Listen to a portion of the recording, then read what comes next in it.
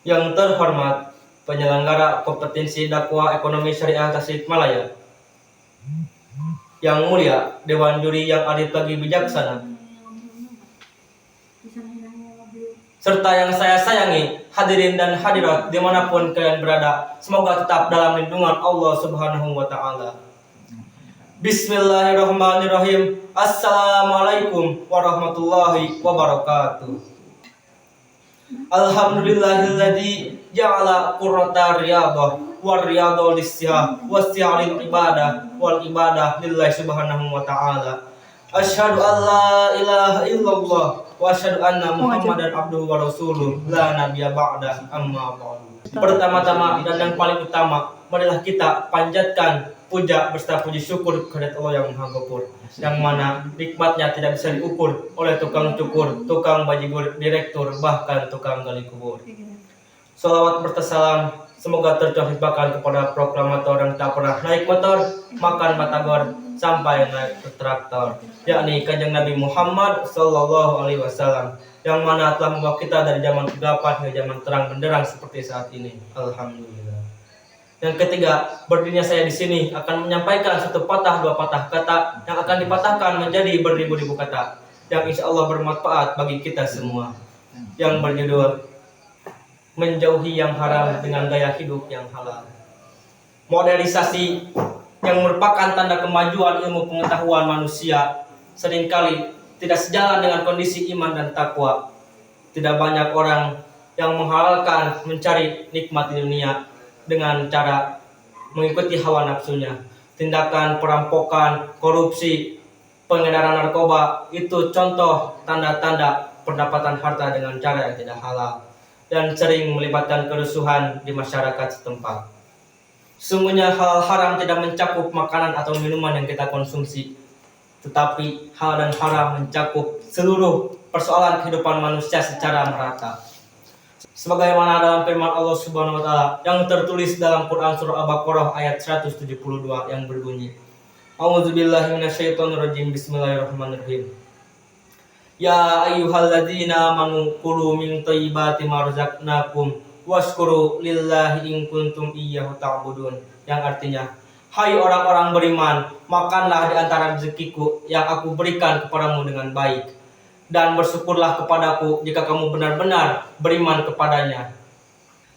Kata makanlah tidak saja berarti secara harfiah yang berarti makan dan minum, melainkan cara memperoleh.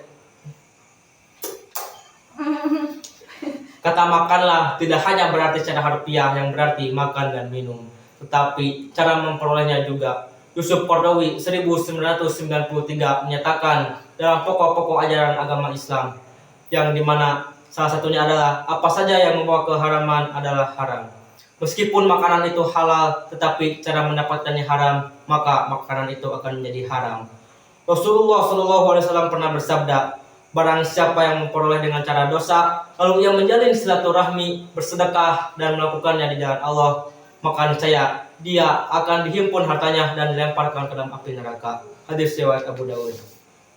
Kata halal dan haram merupakan istilah dalam Al-Quran yang sering digunakan dalam berbagai hal yang berkaitan dengan makanan dan minuman. Halal dapat diartikan sesuatu yang bisa diupayakan, bisa diusahakan dengan cara memperolehnya, bukan dengan cara muamalah yang dilarang. Sedangkan thayyiban bisa diartikan yang baik untuk jasad kita atau tubuh kita, sebaiknya dari gizi dan kesehatan yang tidak membahayakan tubuh kita dan akal kita. Rasulullah SAW pernah bersabda, sesungguhnya yang hal itu sudah jelas, di mana di antara keduanya ada perkara syubhat yang samar yang tidak diketahui oleh banyak orang. Barang siapa yang menghindari perkara syubhat, maka ia telah menyelamatkan agama dan kehormatannya. Dan barang siapa yang mengganti perkara syubhat, maka dia termasuk dan terjatuh pada perkara yang haram.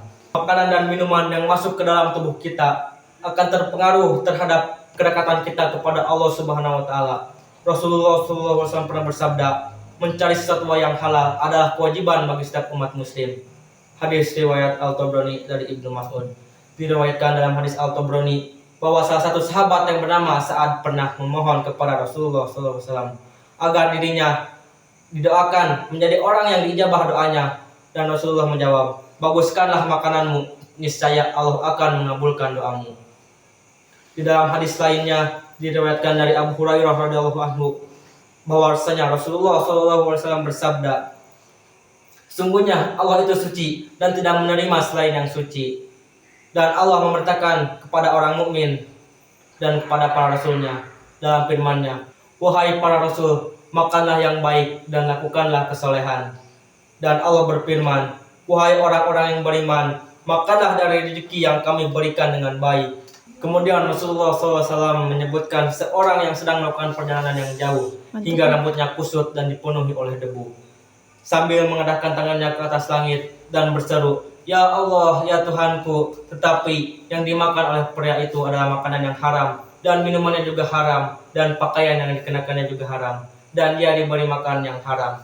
Bagaimana doanya bisa dikabulkan? Dari dua hadis tersebut, kita bisa menyimpulkan bahwasanya haram dan halalnya suatu makanan yang kita peroleh dan kita konsumsi, dan kita bisa mengintrospeksi diri.